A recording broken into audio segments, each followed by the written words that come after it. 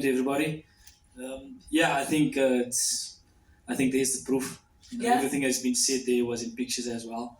And as we speak, congratulations to Coach Pizzo for winning the league title there. Again, maybe that was a small decision to him, or a big decision. We don't know joining that team, but look where it brought him today. And purchasing of vehicles when he was still a coach, and those small decisions. Coming from that discussion when we had Coach Peter around and seeing how the small decisions have impacted your life, can you elaborate on those? Yeah, I think there's so many aspects. First and foremost, good morning to everybody. And first and foremost, just to elaborate on those small decisions, the lifespan of a footballer, it lasts, if you're fortunate, 16, 17 years. Mm-hmm. And within that, you've kind of lived a full life. And in many aspects, in life and football, it's the small decisions that turn out to be the big ones at the end of the day. And I think in everybody's space, if it's your career, it falls over into your financial space as well. Because if your finances is not good, you're not good. You like it or not. It's not the all, but it's a necessity to be stable financially. And I think we can all attest to that. If you're a family man, even if you're a bachelor, you need to make strides. And those decisions come early in one's life.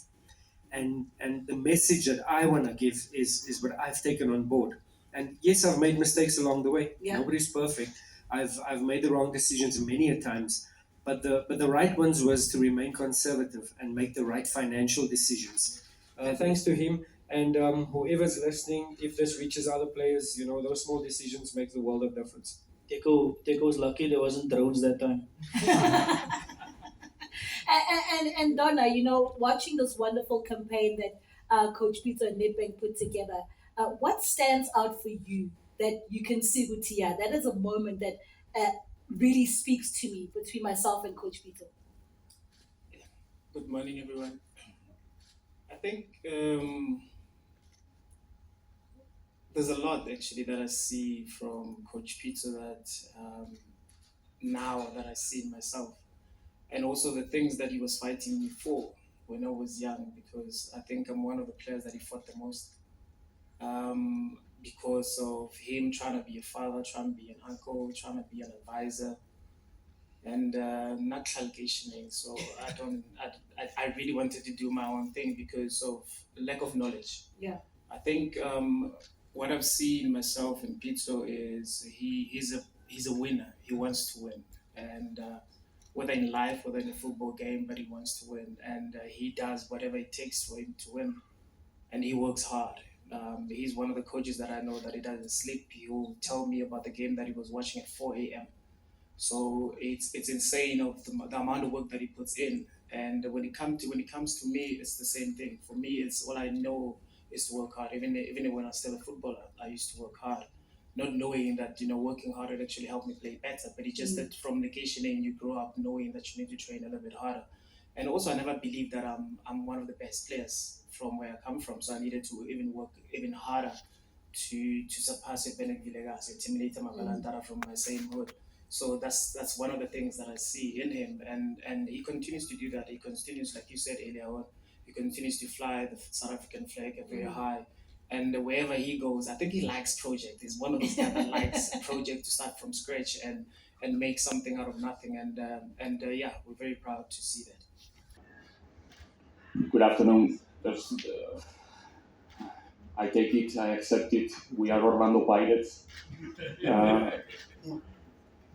Any game we're going to play, we have to accept that role and that pressure, but at the same time, it doesn't mean that it's going to be an easy game, and just because we are Orlando Pirates, we're going to make it. We have to be mentally prepared for a difficult game, because first of all, it's a final. Second, it's a very difficult team. They show it several times this season against, especially when they face the favorites, let's say. So we know what's coming, and we know the amount of kilometers and the amount of runnings that we have to do in this game if we want to be the winning team in the end of the 90 or 95 or 120 or whatever is coming. Yeah, for the first game with the win, I wasn't there because Tango Timber was still in charge at that time. And the second league game, it was the art of defending. It's an art as well, and takes a lot of coaching and a lot of understanding and awareness as well. As much as people talk about parking the bus, we can look at the Italians, how they do it. And once we do it here in South Africa, it's needed to football. But you have to have a plan also. Even if you're parking the bus, you have to get out somehow. Um, in in in terms of reading into the game plan, the second part of your question, TT, I lost it now. Sorry. Underdogs, yeah. I've said it already. We are underdogs. Everything's in Pirates' corner.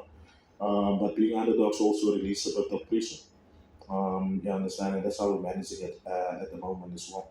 We're going there without pressure. I think all the pressure is on Pirates to win another cup as well. But yeah, for us it's about the occasion. Being underdogs, we welcome the tag as well. We just finished the -2 training 1 hour ago. We will face tomorrow the -1 training with 31 players available to be selected. That's the good thing. And they are all very good players, to be honest. So let's see who's coming to the field on Saturday. I'm not going to say who's going to play, obviously. I have a headache tomorrow again to not only to select the start 11, even to take the 20 players in the list. You can imagine the names who are not going to be in that 20. So whoever is coming to the field is coming with the intention to give their all for the club, for the team, for the group, in order to make possible to get one more trophy for our club. So let's see what's coming. The good news, like I said, is that we have almost the 100% of the players available for selection. Yeah, Morgan Gold has been fantastic. The transition from player to coach, he took it as a tap to water. It's about getting his qualifications now, and that's what he's looking for now during this off season. But his experience as a player at a high level and also at former big teams as well. Some big teams, that experience is absolutely immense in terms of the defenders that's there. In terms of our block, we have reinforced it. It was a block of 8 in our last game against Pirates. So yeah, we have some quick players that can come out from a deep block. But in terms of him, yeah, they do commit a lot in attack as much as it's the strength, it can also be the weakness. With Pirates going into the game as confident as the public and myself assume as well, there will be spaces to exploit.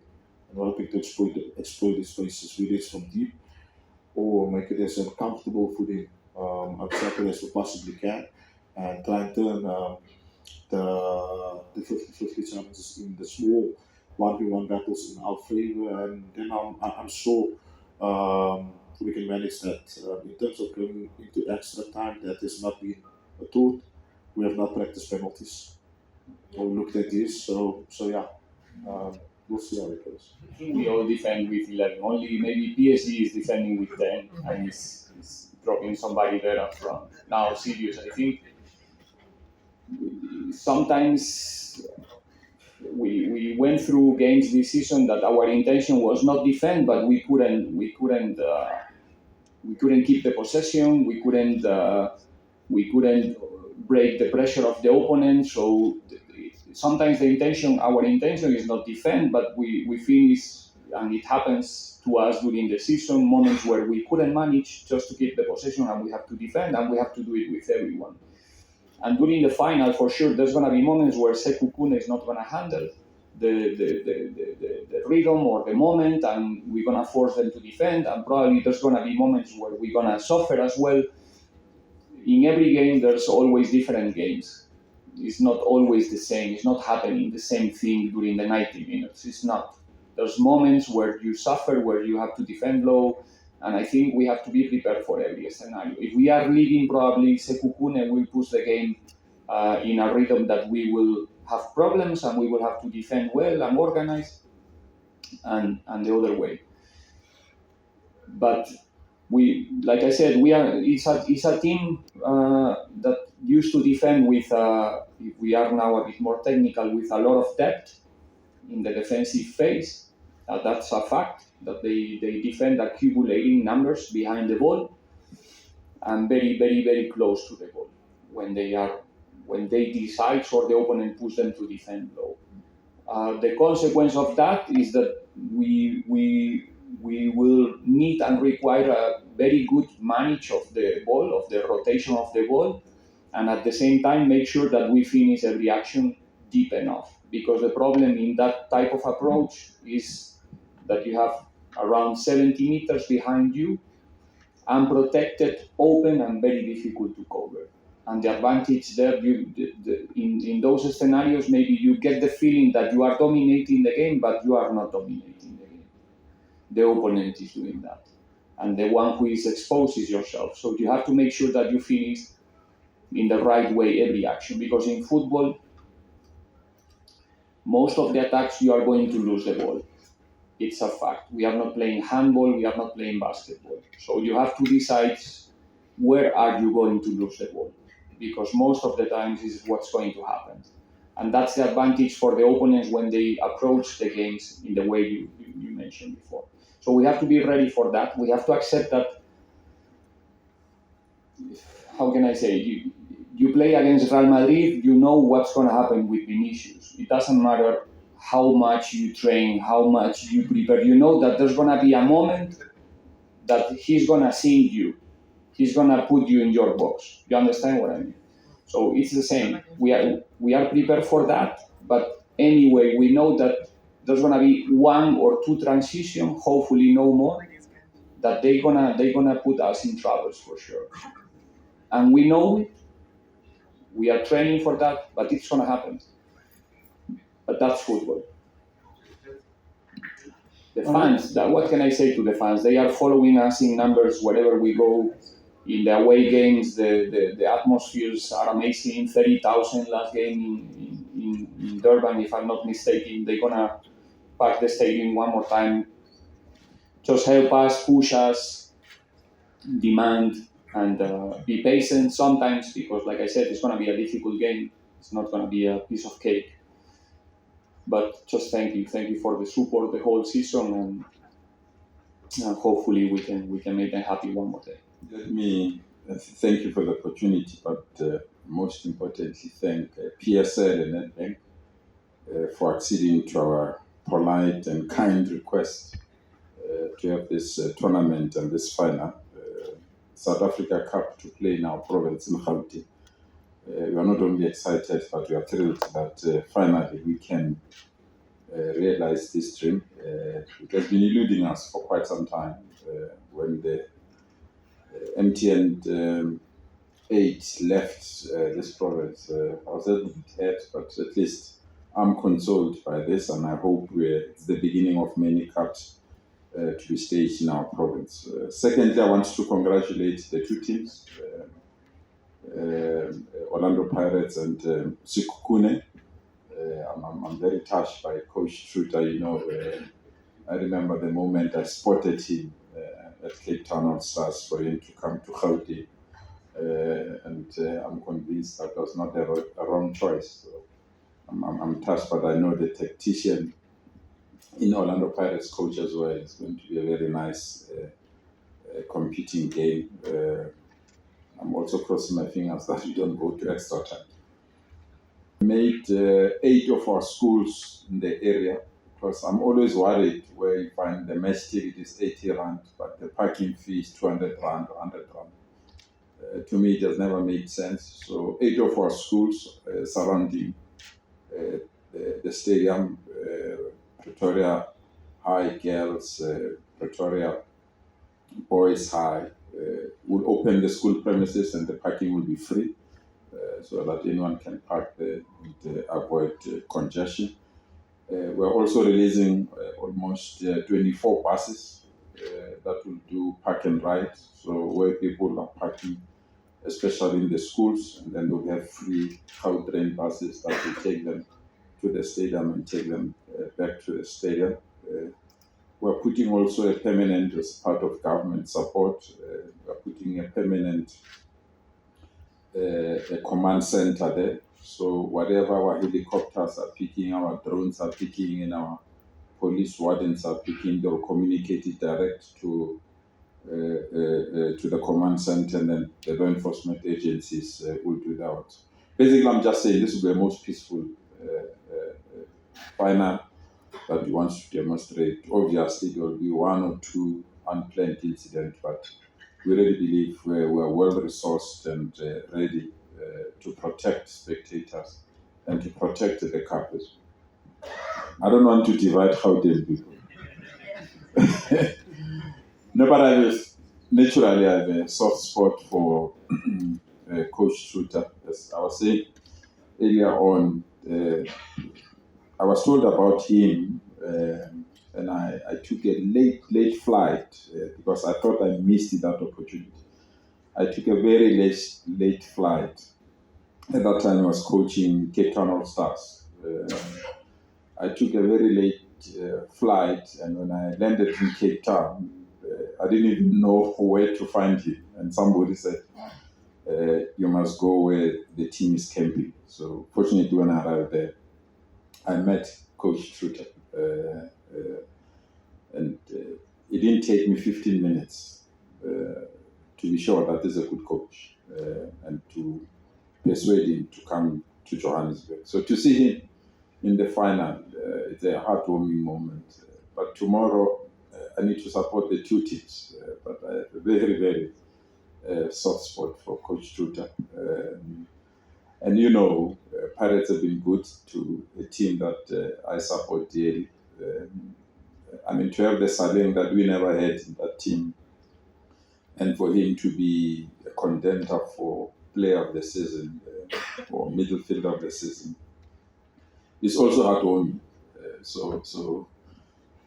And I remember when I went to Paris to ask for Saleh, Floyd at that time even asked me, "Who are you looking for?" I said, Saleh. Who's that? Because they just brought him from Free State Stars at that time, and the technical team were not sure, and they said, no. We'll just take them to training first, and after training, we'll decide whether we release it. And I waited for that call, and that call came through. I know they were camping outside Gauteng, and when they called me to say, "I come and take your Saleh," I personally drove to take my Saleh. And it's not a policy of the team that I support to arrange accommodations, but I personally arranged this accommodation because I knew he's a champ. And personally arranged the transport to take him to training and back. So to see him now as almost nearly be a top goal scorer, and for him to be a contender for football of the season, a midfielder, it's heartwarming. So I've got both stories on both sides. So they're the best team win. I nearly said I wanted the trophy to remain in Gauteng, but I would have exposed. So they're the best team win. Yes, not only Hartfield. If you park your car at Centurion, for example, you can leave it there. There will be a bus that will take you to the stadium and bring you back to Centurion. So Centurion, Pretoria, and Hartfield, all those parking will be free, but they also will have a free ride using the Gautrain bus.